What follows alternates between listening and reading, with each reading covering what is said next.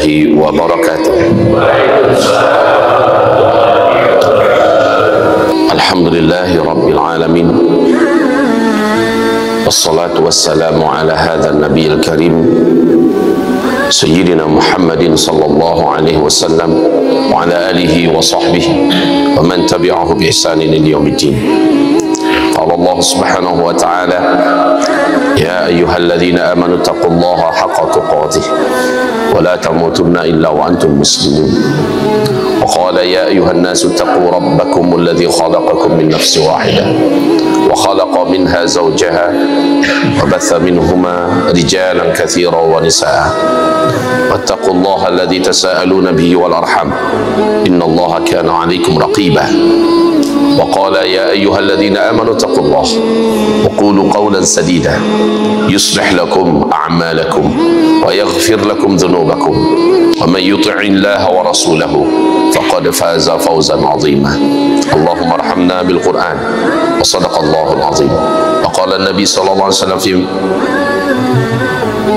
ألا فإن أصدق الحديث كتاب الله وخير الهدي هدي محمد صلى الله عليه وسلم وشر الأمور محدثاتها وكل محدثة بدعة وكل بدعة ضلالة وكل ضلالة في النار.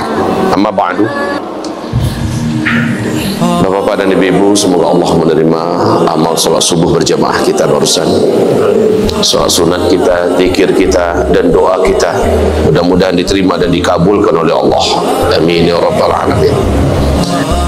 Sudah banyak bencana-bencana besar melanda negeri kita yang tercinta. Gunung Semeru meletus sampai jarak 45 km awan panasnya, menimbulkan kerugian dan korban. Begitu juga dengan musibah dan bencana jatuhnya pesawat Sriwijaya Airlines yang mengakibatkan 62 orang nyawa meninggal dunia. Banjir di Kalimantan Selatan, beberapa kabupaten tenggelam, bahkan ada yang ketinggian sampai 3 meter. Demikian juga gempa di Lampung, gempa di Sumedang yang menimbulkan korban nyawa tidak sedikit. Gempa Mamuju, 46 orang meninggal dunia, 826 luka-luka. Longsor di Sumedang, 25 orang tewas, 15 orang hilang. Kemudian yang terbaru, 8 kecamatan di Jember dilanda banjir. Apalagi setelah ini? Wahai bapak-bapak dan ibu-ibu yang kami muliakan, kesimpulan para sahabat-sahabat Nabi sudah bulat. Bumi ini adalah sahabat manusia. Punggungnya dipersilahkan untuk ditempati, asal manusia-manusia itu tunduk dan patuh menyembah Allah SWT dan tidak bermaksiat. Tapi ketika ada manusia yang tinggal di atas punggung bumi, yang tinggal di atas daratan permukaan bumi, melakukan keingkaran, kemaksiatan, berbuat dosa, berbuat kezaliman dan kesemena-menaan, menginjak-injak keadilan, menentang dan membelakangi syariat Allah Subhanahu wa taala, bumi ini memberontak. Dia tidak rela di tempat tinggali. Rasulullah sallallahu alaihi wasallam bersabda, ketika ada maksiat dibuat di suatu daerah, tanah tempat daerah itu berdoa kepada Allah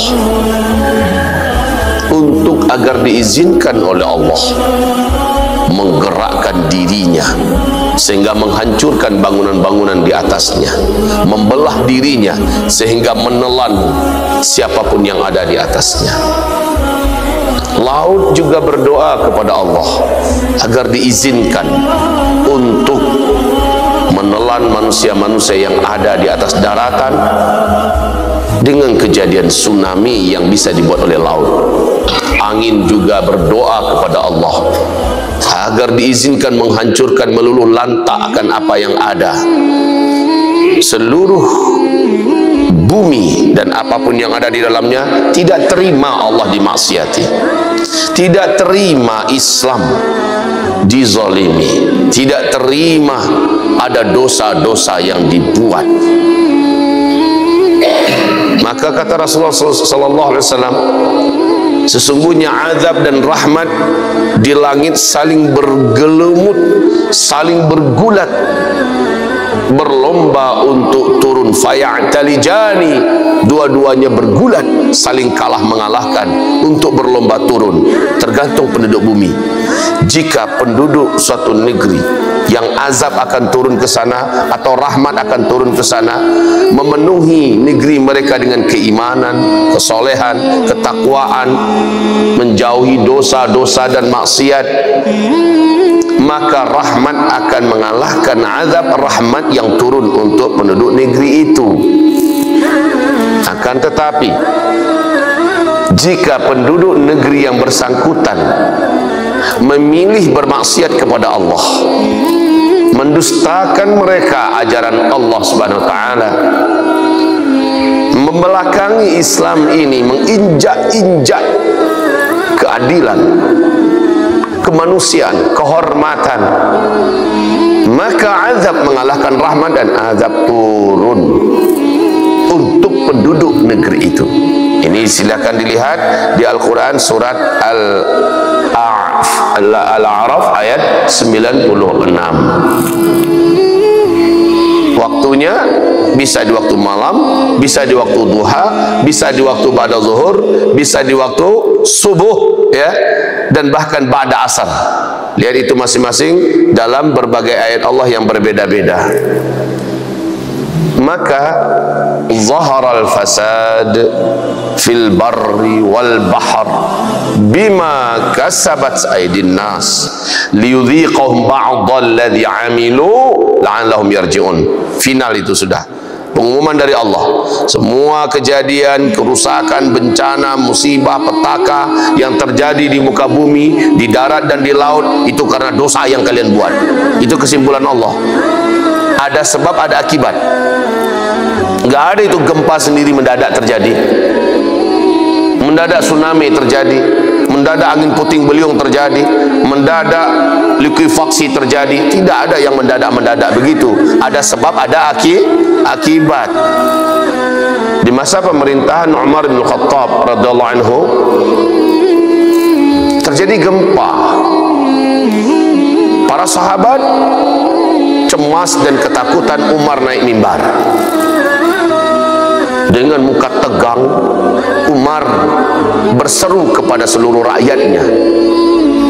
Umar berkata, ini ada dosa dan maksiat yang sudah dibuat, karena tak akan terjadi gempa kecuali ada dosa maksiat yang dikerjakan secara terbuka dan terang-terangan.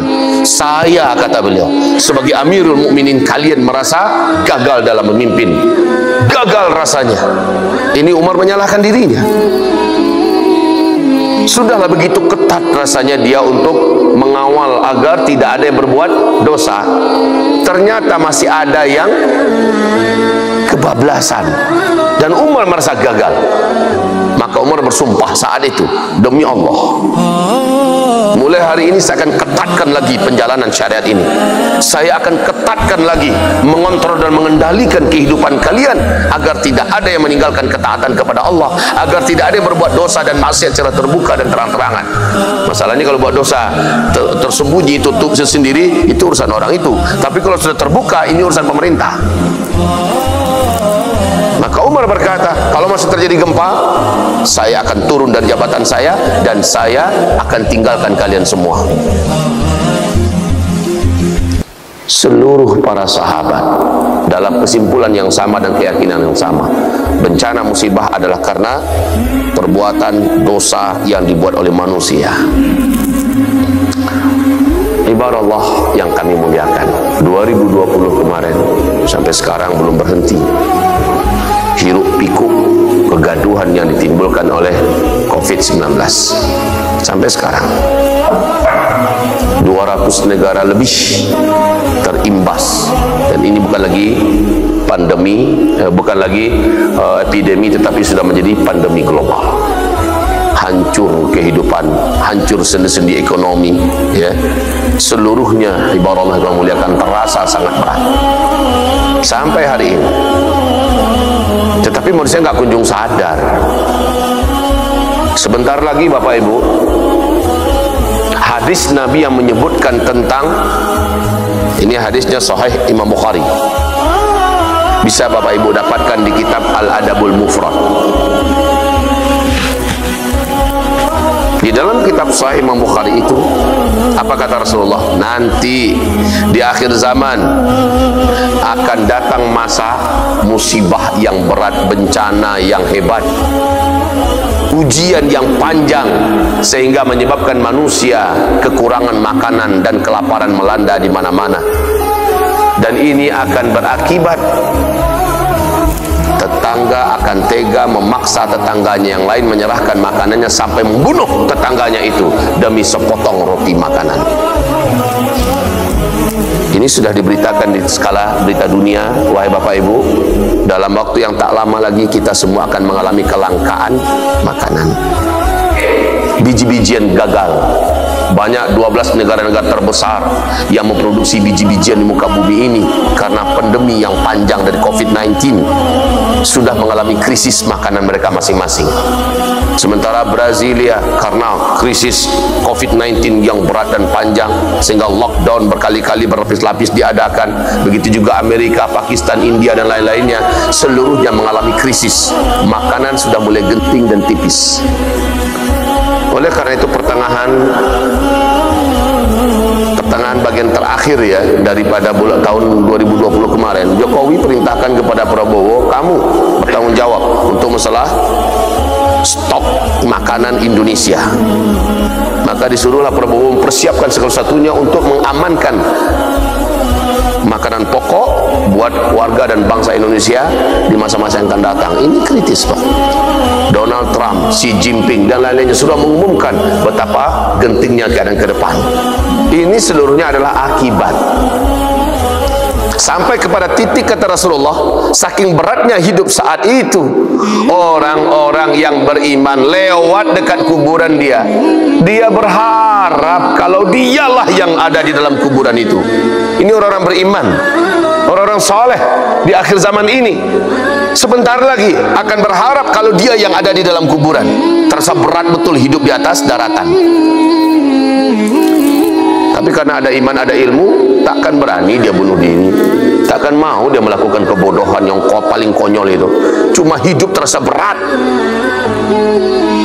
Wahai Bapak, Ibu yang kami muliakan, benar saja 2018 bulan Agustus, saya dan istri yang tercinta diberi oleh Allah rezeki kami ke Masjidil Aqsa membawa 95 orang jamaah.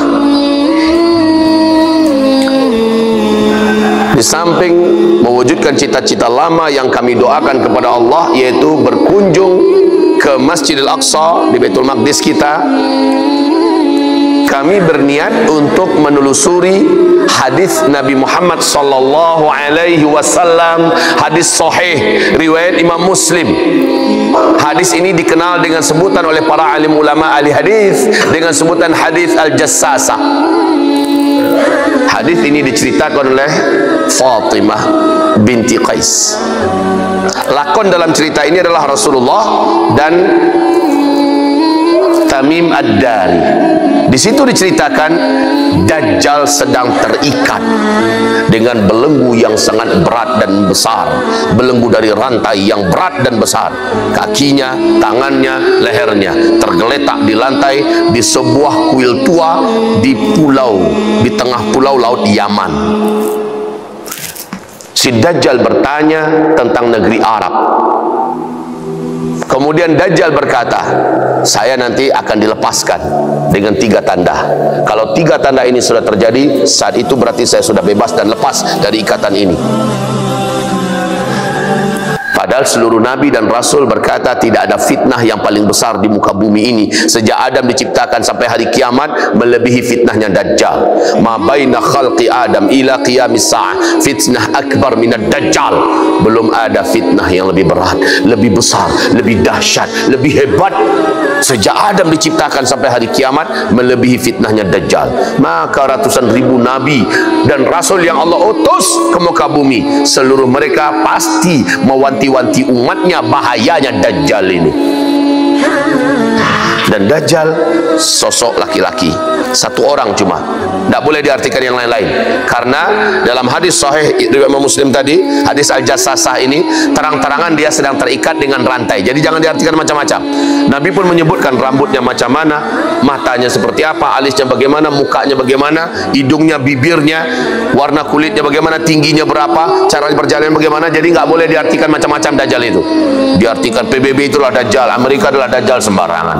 Dajjal itu ya orang, satu orang, laki-laki. Dan dia terikat waktu Nabi masih hidup dulu.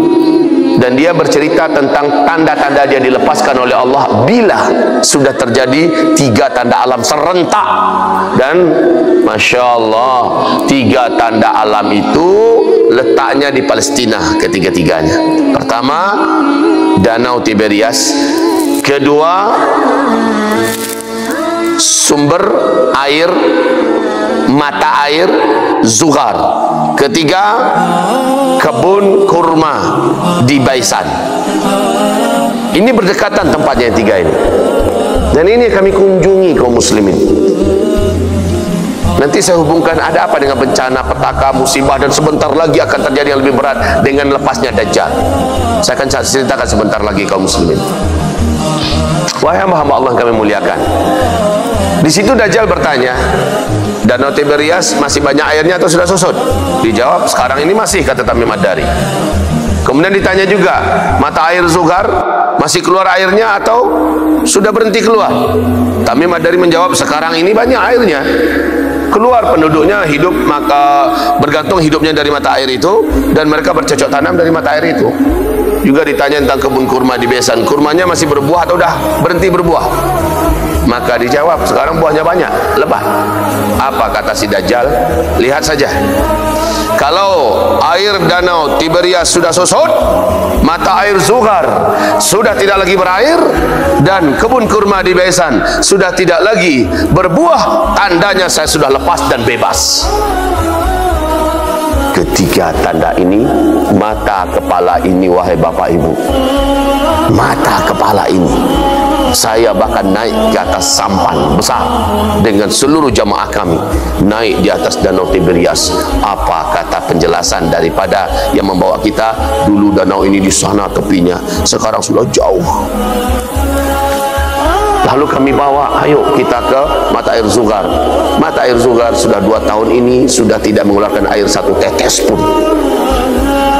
Kemudian kami sengaja pakai bus lewat di kebun kurma Baisan. Buahnya pada rusak, pohon-pohonnya pada rusak. Apa ini kaum muslim?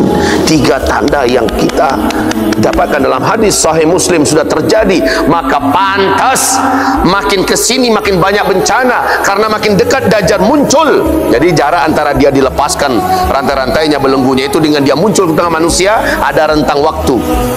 Jarak makin dekat dia muncul, semakin banyak bencana yang menimpa dan terjadi di muka bumi ini.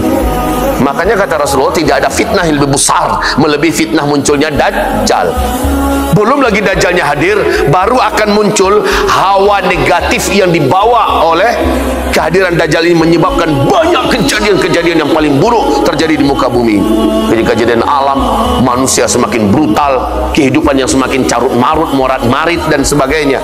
Wahai hamba-hamba Allah, maka Nabi mengatakan, isbiru fa innahu la ya'ti 'alan nasi zaman illa alladhi ba'dahu syarrun minhu hatta talqaw rabbakum. Nanti akan datang pada kalian zaman, di ujung zaman dari kehidupan dunia ini, orang yang hidup pada masa itu akan melihat hari-harinya terasa sangat berat, lebih berat daripada yang telah dilaluinya, dan hari-hari yang akan didatanginya lebih berat daripada hari yang sedang dijalaninya. Artinya apa? Makin bertambah waktu ke depan, bukan makin baik Pak kehidupan yang akan kita rasakan bersama-sama, tapi akan semakin berat. Senjata kamu pada masa itu, kata Rasulullah, adalah isbiru. Tetaplah kamu bersabar. Teruslah kamu bersabar. Teruslah bersabar. Ibarat Allah yang kami muliakan. Sabar itu artinya apa? Arti sabar itu adalah bertahanlah kamu di atas kebaikan. Salat 5 waktu, bersabar kita memburu dan mengejarnya berjamaah di masjid. Amalan-amalan yang paling besar pahalanya, bersabar kita setia mengerjakannya. Tahajudnya, duhanya, puasa sunatnya, zikir pagi petangnya, sedekahnya, baca Qurannya, menghafal Quran dan sebagainya. Bersabarlah kita melakukannya. Perintah-perintah yang bisa menyelamatkan umat seperti berdakwah, menegakkan pendidikan Islam, pondok pesantren, serta menegakkan amar bil ma'ruf, nahi 'anil munkar, terus berjuang dan berkorban untuk tegaknya agama ini. Bersabarlah kita untuk tetap komit di dalam mengiringi dan mendampinginya. Bersabarlah, jangan sampai mundur, jangan sampai tiarap, jangan sampai tengkurap, jangan sampai nyerah, jangan sampai mengibarkan bendera putih. Bersabarlah kamu, isbiru.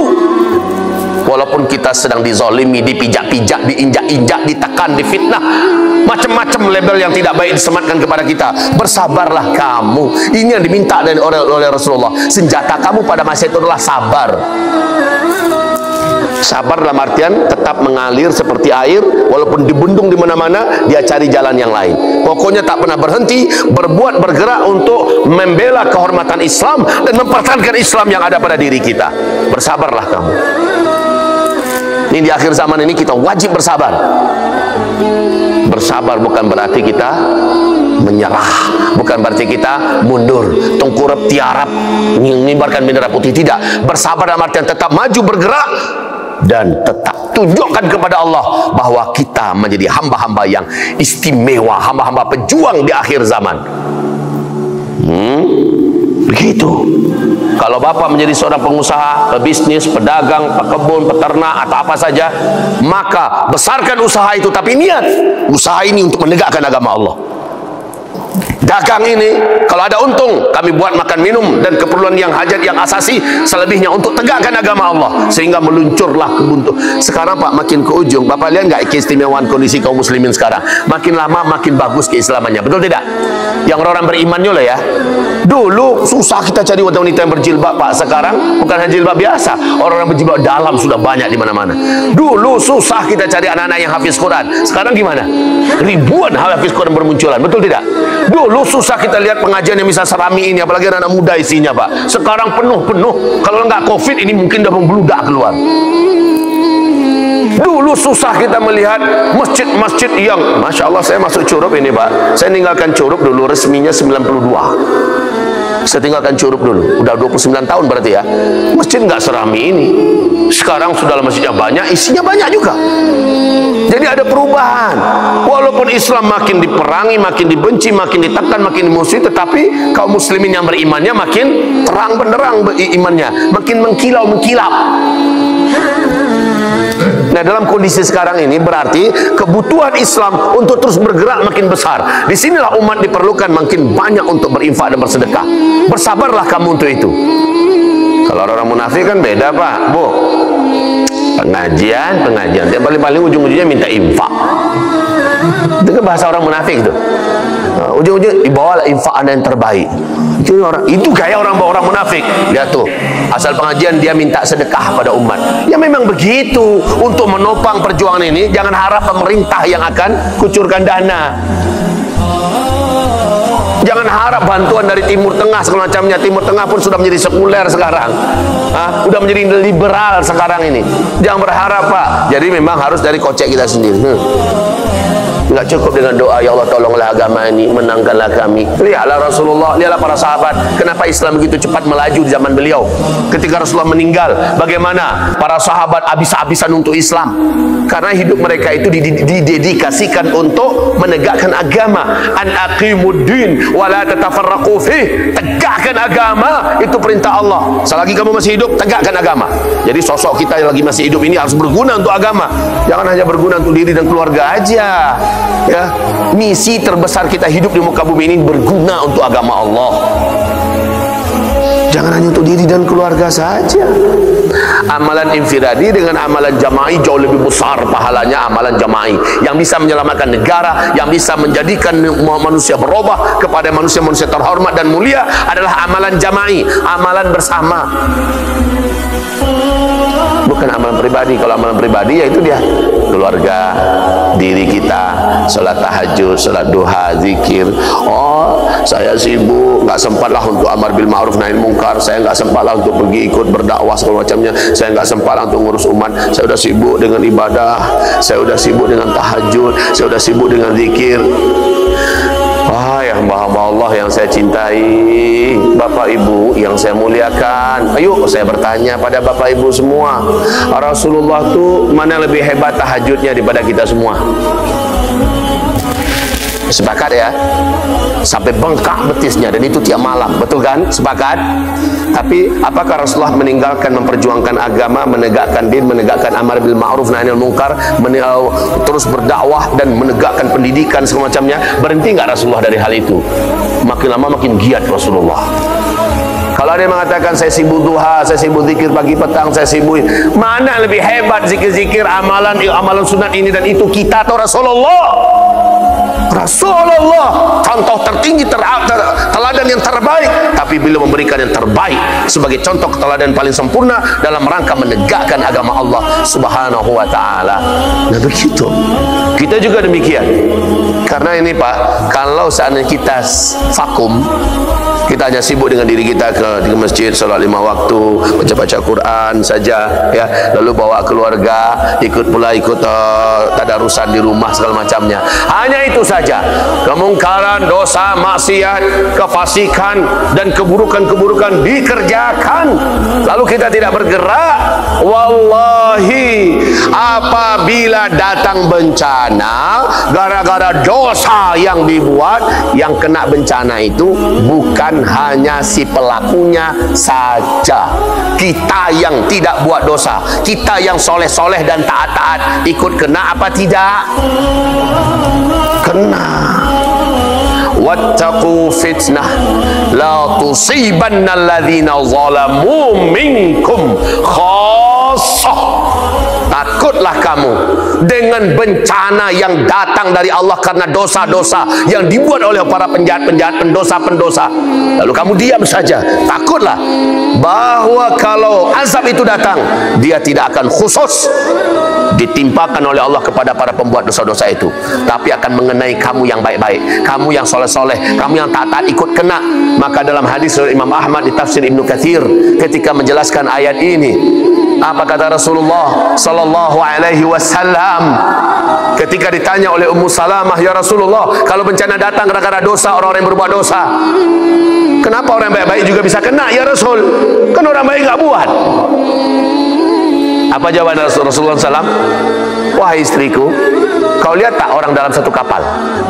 Kapal besar, ada yang paling atas, ada di tengah, ada bawah. Orang yang soleh-soleh, taat-taat ada di atas. Orang-orang berpendidikan, orang-orang yang orang akademik dan sebagainya, itu ada di tengah. Orang-orang yang bodoh-bodoh ada di bawah. Ketika terdengar tak tek tok ribut di bawah, yang di atas, yang di tengah dengar, dan mereka lihat, ngapain sih mereka? Ternyata yang di bawah karena bodoh-bodoh mereka lubang itu kapal. Lalu apa kata yang di tengah dan di atas? Ah, sebodoh, bukan saya. Yang penting bukan saya. Ngapain ngurus urusan orang? Kalau dia buat salah dan bodoh, dia sendiri yang menanggung. Bolong kapalnya, air masuk, yang tenggelam dia saja, yang di bawah yang bodoh-bodoh itu, atau ikut yang di tengah dan di atas ikut tenggelam nggak? Faghuriqu jami'ahum, seluruh mereka tenggelam, kata Rasulullah sallallahu alaihi wasallam. Wahai Bapak Ibu yang kami muliakan, ini saya contohkan satu saja ya, satu saja contoh.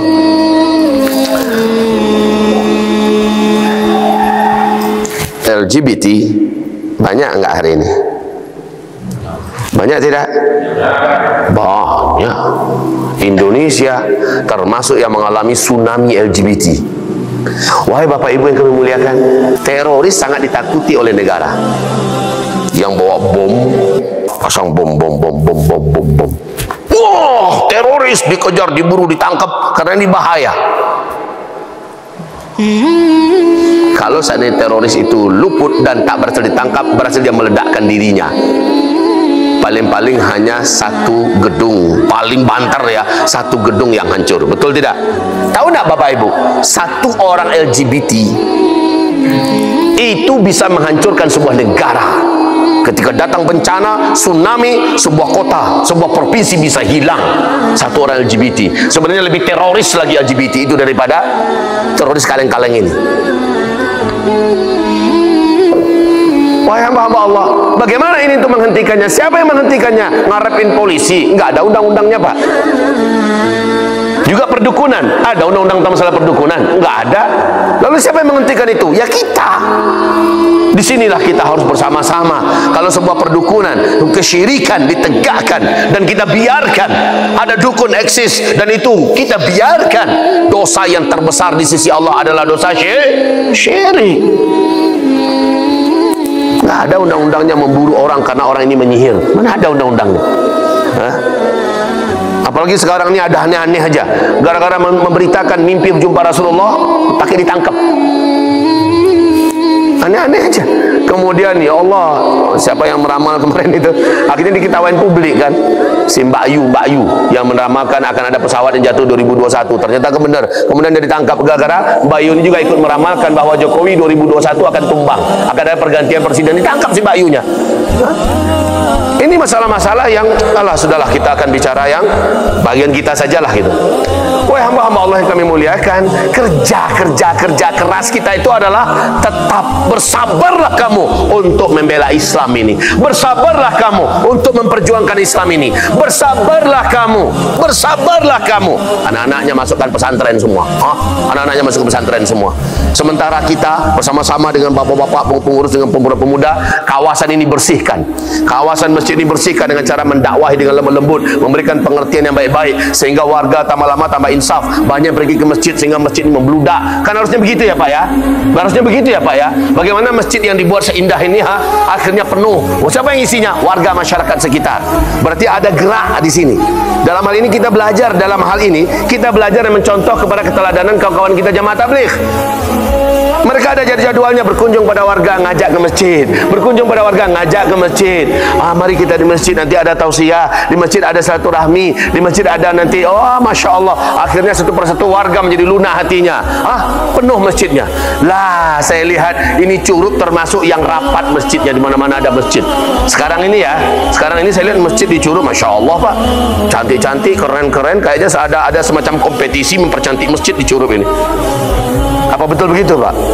Saya kaget Pak, beda dengan Curup yang dulu. Ingatan saya Curup yang dulu tuh hutan dengan semak belantara. Pas saya masuk Curup, Curup udah keren ini. Sekarang udah banyak masjid-masjid yang Masya Allah. Nah tapi masjid-masjidnya kan belum ramai jamaahnya. Supaya ramai gimana? Kita semua ajak warga, datangi warga-warga, minum tua tuh, yang teler-teler tuh, bak masjid. Kemudian di masjid kita perbaiki jadi orang soleh. Kita belajarlah pada kawan-kawan kita jamaah tabligh. Mereka yang mampu merubah preman menjadi orang-orang baik, orang soleh. Kita belajar bagaimana adabnya, bagaimana bergerak itu. Masya Allah. Wahai Bapak Ibu yang kami muliakan, terlalu cerewet saya pagi ini nampaknya. Tapi ini perlu juga dibangun-bangunkan, dijaga-jagakan. Karena sekali lagi kalau kita diam, ada orang minum tua sana, ada pasar, ada tempat orang judi situ, cuma dia nunjuk begitu. Datangi kenapa? Datangi walaupun disiram pakai kopi, walaupun disembur dengan kata-kata. Sekali lagi menyontohlah kita para jamaah tabligh. Berulang-ulang kena siram tua, kena siram kopi, mereka datang terus. Pak, masjid ini lama-lama lunak hatinya dan berubah. Ada yang dari ujung kuku kaki sampai giginya ada tato. Masuk masjid Pak, berubah, nangis. Itu gara-gara apa? Geraknya jamaah tabligh. Makanya dalam ini kita harus jujur Pak, mereka yang tanpa pamrih, mereka yang bergerak tanpa diperintah, tanpa disuruh oleh pemerintah, ya. Mereka mengambil orang, ngajak orang, yang diajak itu nggak tanggung-tanggung Pak. Tapi kalau seandainya kita yang datang ke orang-orang yang jauh dari masjid, pada rumahnya dekat, ajak dia dekat di masjid. Orang-orang yang masih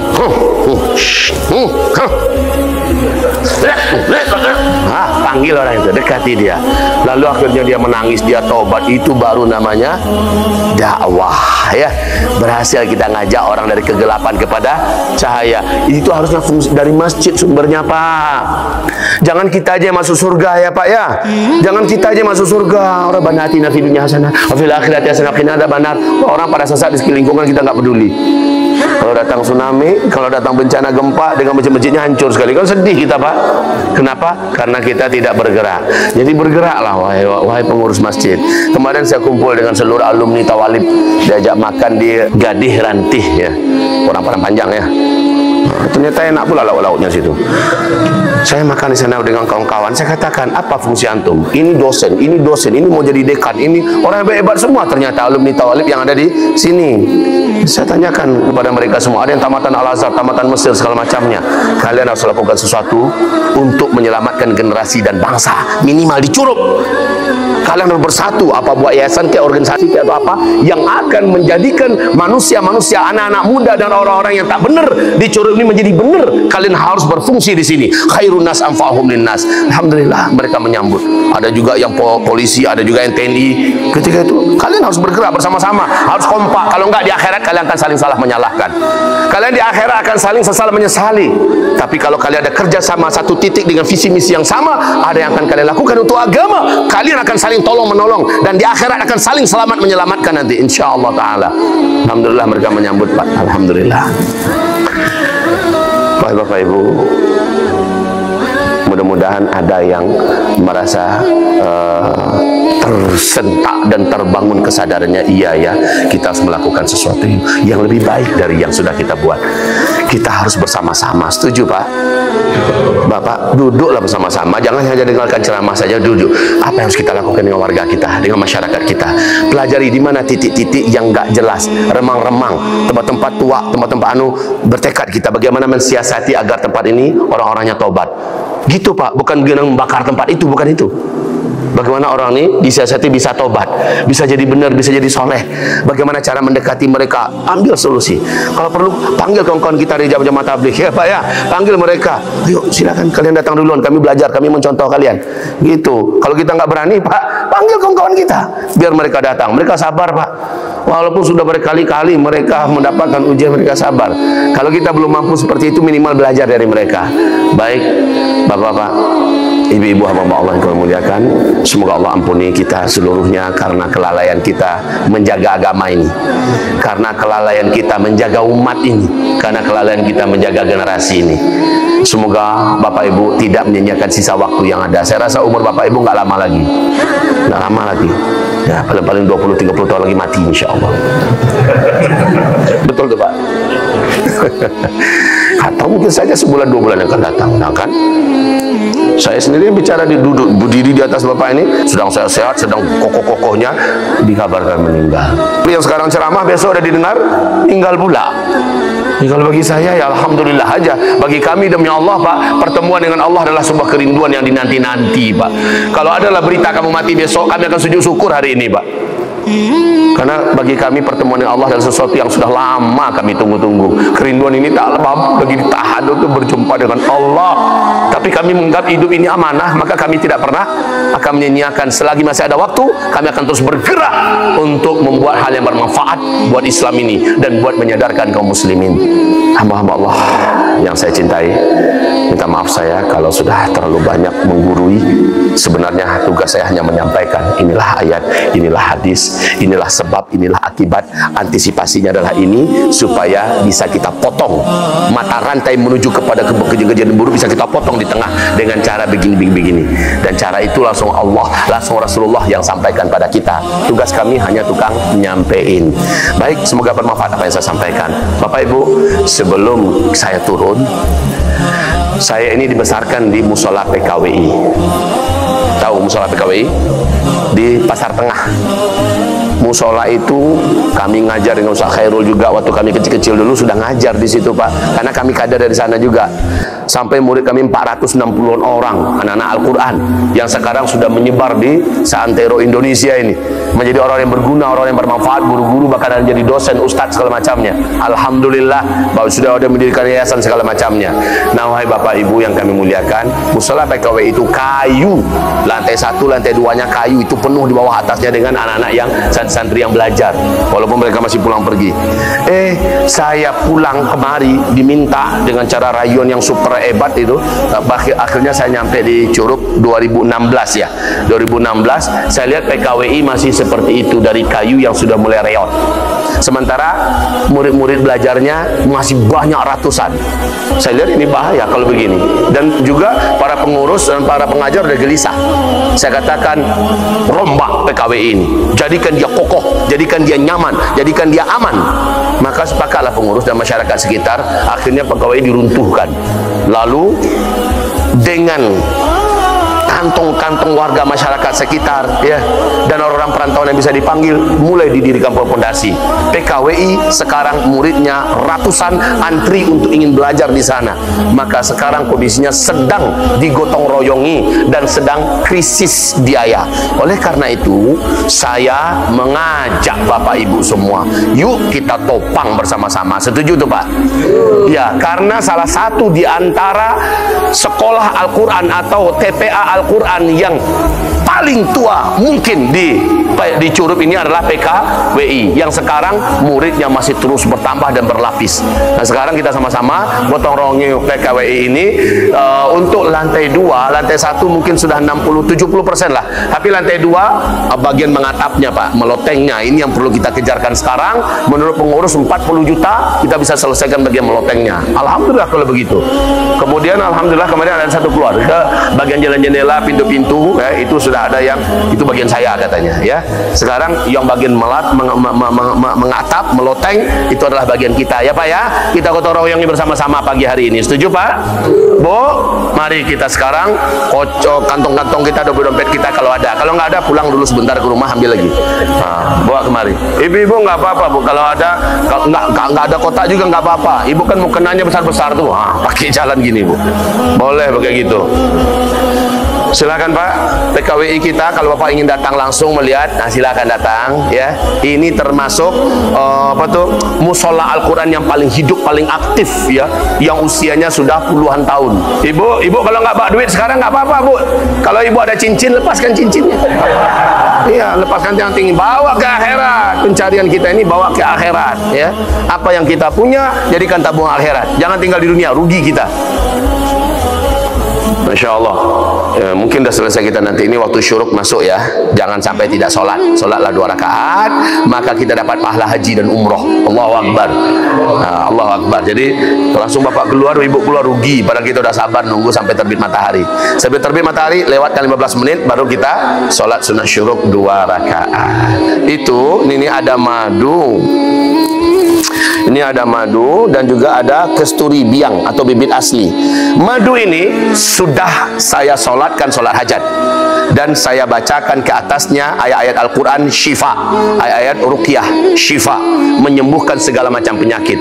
Dalam hadis sahih Rasulullah bersabda, wajib kamu menyembuhkan penyakit-penyakit kamu dengan 2 penyembuhan yang pasti kamu sembuh dengannya, madu dan Al-Quran, kata Rasulullah. Maka madunya madu murni yang sangat enak, kemudian Al-Qurannya telah diruqyahkan dengan ilmu yang benar, dengan cara yang benar, dan insya Allah oleh orang yang benar.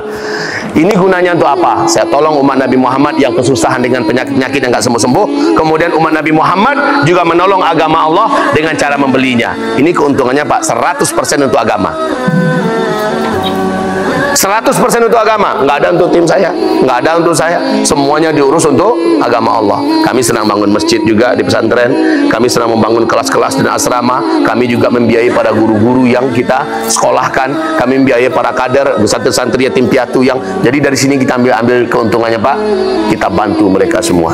Nah Bapak, sekalian mengambil kesembuhan dari Allah dengan cara sunnah yang Allah dan Rasulnya ajarkan, sekalian menambah tabungan akhirat. Masya Allah ya, dapatkan ini di luar sana, itu ada tuh di situ. Ada yang madu habatus sauda, impor dari Mesir oleh orang-orang beriman di sana, dan ada yang madu kita sendiri, tim saya sendiri di Jawa yang menternaknya, ya. Lalu ini kita olah sehingga menjadi lebih wangi, lebih enak, lebih sedap untuk dimakan. Alhamdulillah, banyak sekali testimoni yang mengatakan Allah sembuhkan kami Ustaz berkat kami mengkonsumsi madu yang telah diruqyah. Begitu juga dengan cara minum madu itu sebelum Bapak Ibu makan. Ya, sebelum Bapak Ibu makan, minumlah madunya terlebih dahulu dan berdoa pada Allah, sembuhkan hamba ya Allah. Hamba sakit ini. Kalau anak kita sakit, sembuhkan anak hamba ya Allah. Baik, semakin banyak dikonsumsi semakin baik untuk kesehatan. Jangan khawatir yang gula, yang diabetes, justru akan sembuh insya Allah dengan madu yang benar. Yang membuat kita sakit itu yang madu abal-abalan, madu ica-icaan, madu oplosan itu membuat kita tambah sakit. Baik, semoga bermanfaat. Terus juga kesturi. Kesturi ini adalah parfum yang paling dicintai Rasulullah, itu adalah kesturi. Bau kesturi ini paling dibenci oleh setan dan jin. Siapa yang pakai kesturi akan bertambah rasa khusyuknya dalam sholat. Nah, kesturi ini juga saya impor dari India, juga disolatkan dan diruqyahi, bertujuan untuk mengusir segala gangguan-gangguan gaib yang ada di tubuh kita atau yang ada di rumah, yang ada di kebun, yang ada di toko, di kantor, segala macamnya. Caranya, kalau dia rumah yang kena, kantor yang kena, teteskan 7 tetes ke dalam air. Setelah itu diaduk, lalu bentak tempat itu.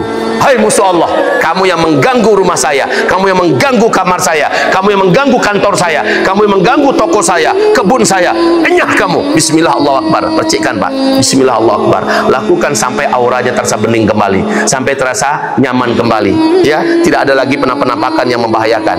Tapi kalau diri yang kena, kata Rasulullah, setan itu bersarang di tubuh kamu melalui aliran darah. Maka kita bisa serang mereka. Sentral titik saraf-saraf yang menghubungkan kita dengan darah itu yang dikepung dengan kesturi ruqyah ini. Ubun-ubun kita dioleskan, kemudian di belakang telinga bagian bawah ini dioleskan, kiri kanan baca Bismillah, Allahu Akbar, Bismillah, Allahu Akbar. Kedua, nadi kiri kanan kita Bismillah, Allahu Akbar, dan dagu kita bagian bawah yang ke depan Bismillah, Allahu Akbar. Kemudian kedua ketiak kita Bismillah, Allahu Akbar, dan lubang pusar Bismillah, Allahu Akbar. Habis itu doa pada Allah. Jika di tubuh hamba ada musuh-musuhmu dari bangsa gaib yang mengganggu hamba sehingga hamba emosi tak terkendali, hamba pelupa akut, hamba kalau sudah sholat atau baca Quran ngantuk, kalau dengar pengajian ngantuk, untuk maksiat semangat, untuk ibadah pemalas, hamba jadi begini-begini. Ya Allah, bila memang mereka yang ada di tubuh hamba, enyahkan mereka ya Allah, ya, berkat kesturi yang telah diruqyah ini. Begitu ya Pak Ibu ya. Silahkan datang ke PKWI. Insya Allah Ta'ala saya yakin Bapak Ibu orang-orang beriman mendengarkan tausiah ini ada minat ini. Ayo Ma, ayo Bu, kita ke PKWI. Ngapain? Kita tabungan akhirat kita tambah lalu di sana. Kan begitu Pak ya. Baik Bapak Ibu yang kami muliakan, itu caranya tadi ya. Jadi kalau di tubuh begitu, habis itu doakan pada Allah. Enyahkan semua pengganggu gaib. Itu lakukan terus menerus sampai kita merasa lebih tenang dan lebih baik, dan biasanya pengganggu gaib itu juga takkan mampu bertahan. Demikian saja, semoga apa yang kami sampaikan ada manfaatnya, apa kami lakukan berguna untuk umat dan untuk agama Allah. Amin ya rabbal alamin. Kita membaca surah Wal Asri. A'udzubillahi minasyaitonir rajim. Bismillahirrahmanirrahim. Wal 'asri innal insana lafi khusr illa alladzina amanu wa 'amilus shalihat wa tawasaw bil haqqi wa tawasaw bis sabr. Allahumma arhamna bil Qur'ani wa sadaqallahul azim. Baca doa kafaratul majlis. Subhanakallahumma wa bihamdika asyhadu an la ilaha illa anta astaghfiruka wa atubu ilaik. Walhamdulillahi rabbil alamin wa billahi taufiq wal hidayah. Mohon maaf wahai Bapak Ibu bila ada kata-kata yang salah, bila ada gerak tubuh dan hal yang janggal, maafkan saja. Ambillah yang baik, tinggalkanlah yang tidak baik. Allah lah yang maha sempurna dan Rasulullah sallallahu alaihi wasallam lah yang menyampaikan kebenaran. Barakallahu fikum.